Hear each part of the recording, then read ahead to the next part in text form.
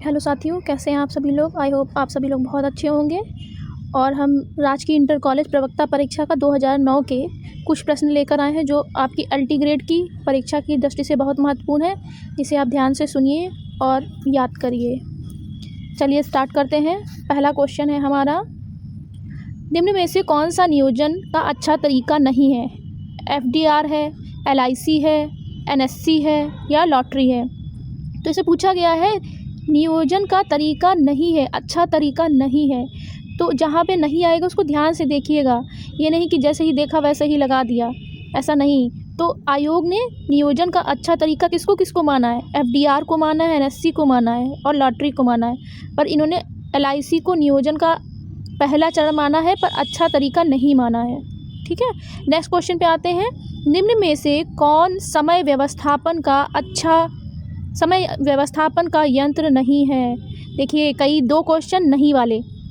निम्न में से कौन समय व्यवस्थापन का यंत्र नहीं है। पीक लोड नहीं है, कि कार्य कर्व नहीं है, कि विश्राम काल नहीं है, कि थकान नहीं है। कार्य सरलीकरण जरूर पढ़ लीजिएगा पेपर में, इससे रिलेटेड एक ना एक क्वेश्चन जरूर आना है। तो क्या सही चीज़ है, डी, समय मानव जीवन की अमूल्य निधि है। समय व्यवस्थापन का एक मुख्य लक्ष्य क्या है कि कार्य के समय में अधिक से अधिक कमी की जाए, किंतु लक्ष्य की प्राप्ति के समय में यह अवश्य ध्यान रखना चाहिए कि कार्य की गुणवत्ता प्रभावित ना हो। इसका आंसर क्या होगा, निम्न में से कौन से समय व्यवस्थापन का यंत्र नहीं है। देखिए पीक लोड और वर्क कर्व और विश्राम काल, थकान, ये सारी चीज़ें हमने देखी है ना अपने कार्य वक्र में, लेकिन हमने फटीक के बारे में इसमें नहीं पढ़ा है। ठीक है, तो ये हमारा नहीं होगा कार्य व्यवस्थापन के यंत्र में, समय व्यवस्थापन के यंत्र में। ठीक है, समय व्यवस्थापन के यंत्र में क्या नहीं आएगा, थकान नहीं आएगी। बाकी ये सारी तीनों चीज़ें आएंगी। कौन कौन सी, पीक लोड भी आएगा, कार्य कर्व भी आएगा, विश्राम काल भी आएगा। मतलब कि हम ये सीधे सीधे कह सकते हैं कि फटीक या थकान समय व्यवस्थापन के यंत्र में नहीं आता है। ठीक है, नेक्स्ट क्वेश्चन पे आ जाते हैं। रक्त नलिकाएं जो हृदय को रक्त लाती हैं वो क्या कहलाती हैं। आर्टरीज मतलब धमनियाँ कहलाती हैं, वेन्स सिराएँ कहलाती हैं, कैपिलरीज क्या कहलाती हैं, नलिकाएं, या डी, नर्व्स। इसका ऑप्शन क्या सही होगा, रक्त नलिकाएं जो हृदय को रक्त लाती हैं उसको हम क्या कहते हैं, वेन्स कहते हैं या सिराएं कहते हैं। सभी सिराओं की उत्पत्ति भिन्न भिन्न अंगों से होती है। ये भिन्न भिन्न अंगों से अशुद्ध रुधिर को हृदय में वापस लाती हैं। सिराओं में अशुद्ध रक्त बहता है, जबकि हृदय से शुद्ध रक्त को शरीर के अन्य अंगों से ले जाने का कार्य कौन करता है, नलियाँ व धमनियाँ करती हैं। तो अशुद्ध रक्त कौन ले जाता है, सिराएं, वेन्स, और शुद्ध रक्त कौन ले जाता है, धमनियाँ। ठीक है, जिसको आर्टरीज कहते हैं इंग्लिश में, सिराओं को इंग्लिश में वेन्स कहते हैं। वेन्स क्या करती हैं, अशुद्ध रक्त ले जाती है और आर्टरीज शुद्ध रक्त ले जाती हैं। नेक्स्ट क्वेश्चन पे आ जाते हैं। निम्न में से कौन सा रोग विटामिन ए की कमी से नहीं होता है। रतौंधी नहीं होता है, कंजक्टिवाइटिस नहीं होता, कि कीटोमलेशिया नहीं होता, कि कीटोसिस नहीं होता। देखिए इसे सब लगभग एक ही जैसे मिलते हुए आंसर है। अगर ठीक से टॉपिक पे पकड़नी है तो बहुत मुश्किल है बताना। तो इसमें क्या सही आंसर हो जाएगा हमारा, कीटोसिस। विटामिन ए की कमी से रतौंधी, कंजक्टिवाइटिस, कीटोमलेशिया ये तीनों रोग होते हैं, जबकि कीटोसिस एक उपापचयी संबंधी बीमारी है, मेटाबॉलिक संधि बीमारी है, जो दूध देने वाले पशुओं में उनके बच्चे देने के कुछ सप्ताह या महीनों के बाद दिखाई देती है। यह पशुओं के शरीर में कार्बोहाइड्रेट का उपापचय में गड़बड़ी के कारण होता है, अर्थात कार्बोहाइड्रेट एवं वसा के पाचन के गड़बड़ी के कारण यह बीमारी होती है, जिसमें वे दूध देना कम कर देते हैं। तो कीटोसिस एक जानवरों में होने वाली बीमारी है, गाय और भैंस जो भी दूध देने वाले जानवर हैं। ठीक है, नेक्स्ट क्वेश्चन पे आते हैं। प्रोटीन तथा कैलोरी की संयुक्त कमी से हो जाता है। पूछा गया है प्रोटीन तथा कैलोरी की संयुक्त कमी से हो जाता है। क्या हो जाता है, क्वाशिरकोर हो जाता है, कि मेरेस्मस हो जाता है, कि ऑस्टोमलेशिया हो जाता है, कि कीटोमलेशिया हो जाता है। तो हमारा ऑप्शन क्या सही होगा, marasmus, option number B. Marasmus protein एवं ऊर्जा के कुपोषण का एक घातक रोग है, जो प्रोटीन और कैलोरी ऊर्जा की अत्यधिक कमी से उत्पन्न होता है।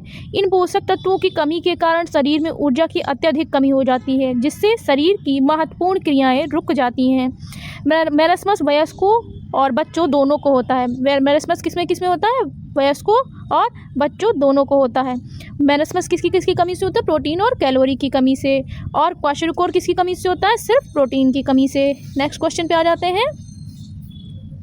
नेक्स्ट क्वेश्चन है हमारा, प्रोटीन एक कार्बनिक यौगिक है जो बना होता है किससे? सल्फर से बना होता है कि नाइट्रोजन से बना होता है कि अमीनो अम्ल से बना होता है या उपर्युक्त में से कोई नहीं? अब देखिए, जैसे सरसरी नज़र में पढ़ेंगे और क्वेश्चन को ध्यान से नहीं समझेंगे तो आप क्या लगा देंगे, प्रोटीन में नाइट्रोजन लगा देंगे, जबकि यह पूछा गया है प्रोटीन एक कार्बनिक यौगिक है किसका? अमीनो अम्ल का कार्बनिक यौगिक है। किसका है? अमीनो अम्ल का कार्बनिक यौगिक है। इसकी डिटेल देख लेते हैं। प्रोटीन एक नाइट्रोजन युक्त जटिल कार्बनिक यौगिक है जो 20 अमीनो अम्ल से मिलकर बना होता है। प्रोटीन का हमारे आहार में मुख्य स्थान है। शरीर की वृद्धि एवं विकास के लिए प्रोटीन नितांत जरूरी है। विभिन्न क्रियाकलापों के दौरान शरीर में विभिन्न कोशिकाओं तंतुओं की निरंतर टूट फूट होती रहती है। रक्त, बाल, मांसपेशी, यकृत, अस्थि के तंतु, त्वचा आदि के निर्माण के लिए प्रोटीन आवश्यक होता है। नेक्स्ट क्वेश्चन है, दाग धब्बा छुड़ाने का सबसे अच्छा रासायनिक पदार्थ क्या है? जैविल वाटर है, साइट्रिक अम्ल है, खनिज युक्त जल है या नमक युक्त जल है? तो दाग धब्बा छुड़ाने का सबसे अच्छा रासायनिक पदार्थ क्या है? साइट्रिक अम्ल। साइट्रिक अम्ल C6H8O7 एक दुर्बल कार्बनिक अम्ल है जो नींबू, संतरा जैसे खट्टे फलों में पाया जाता है। इसका मुख्य रूप से उपयोग वस्त्रों एवं परिधानों पर लगे दाग एवं धब्बों को धूल हटाने के लिए तथा जैव रसायन में इसका उपयोग किया जाता है। सभी जीवों में उपापचय चक्र उत्पन्न करता है। भोजन एवं पेय पदार्थों में खट्टापन लाने हेतु भी इसका प्रयोग किया जाता है। किसका? साइट्रिक अम्ल का। और किस में प्रयोग किया जाता है? दाग धब्बे छुड़ाने में भी साइट्रिक अम्ल का प्रयोग किया जाता है। नेक्स्ट क्वेश्चन पे आ जाते हैं, निम्न में से कौन सा सामान्य रूप से भोज्य पदार्थों में मिलावट के लिए मिलाया जाता है? क्या पूछा गया? निम्न में से जो हमें विकल्प दिए गए हैं उनमें से कौन सा भोज्य पदार्थों में मिलावट के लिए मिलाया जाता है? पपीते के बीज मिलाए जाते हैं कि लकड़ी का बुरादा मिलाया जाता है कि जल मिलाया जाता है? तो इसमें या फिर सभी मिलाए जाते हैं? तो हमारा ऑप्शन क्या सही होगा? सभी मिलाए जाते हैं। पपीते के बीज किस में मिलाते हैं? काली मिर्च में। लकड़ी का बुरादा किस में मिलाते हैं? खटाई में मिलाते हैं और भी चीज़ों में चूर्ण बनाने में मिलाते हैं, पिसी खटाई में। जल का तो आप जान ही रहे हैं, हर जगह पे ही मिश्रण कर सकते हैं मोस्टली जितनी लिक्विड चीज़ें हैं।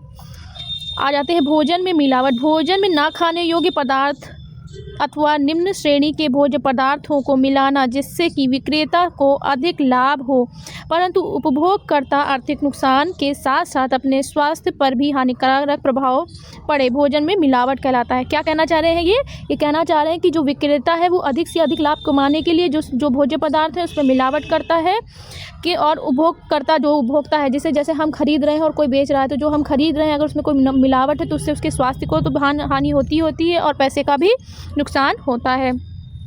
भोज्य पदार्थ में मिलावट है तो विक्रेता इसमें मुख्यतः लकड़ी का बुरादा, जल, मैदा, पपीते के बीज, शक्कर आदि को मिश्रित करते हैं। अब नेक्स्ट क्वेश्चन पे आ जाते हैं, भोजन में ऊर्जा का सबसे सांद्र स्रोत क्या है? क्या पूछा गया है? भोजन में ऊर्जा का सबसे सांद्र स्रोत क्या है? तो इसका ऑप्शन क्या है? वसा है, प्रोटीन है, कार्बोज है, खनिज लवण है। तो इसका ऑप्शन क्या सही होगा? फैट, वसा। भोजन में ऊर्जा का सबसे सांद्र स्रोत वसा है क्योंकि कार्बोहाइड्रेट की तुलना में वसा, घी, तेल से दुगनी मात्रा में ऊर्जा प्राप्त होती है। इसका अर्थ यह है कि 1 ग्राम वसा में उतनी ही ऊर्जा मिलती है जितनी 2 ग्राम कार्बोहाइड्रेट में।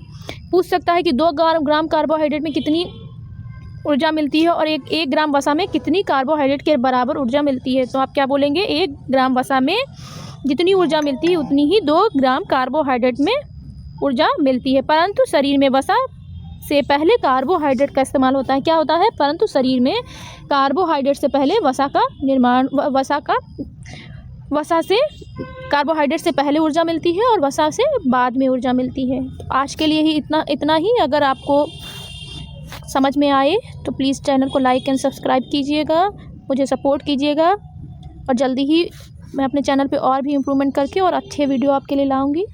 धन्यवाद, बाय बाय।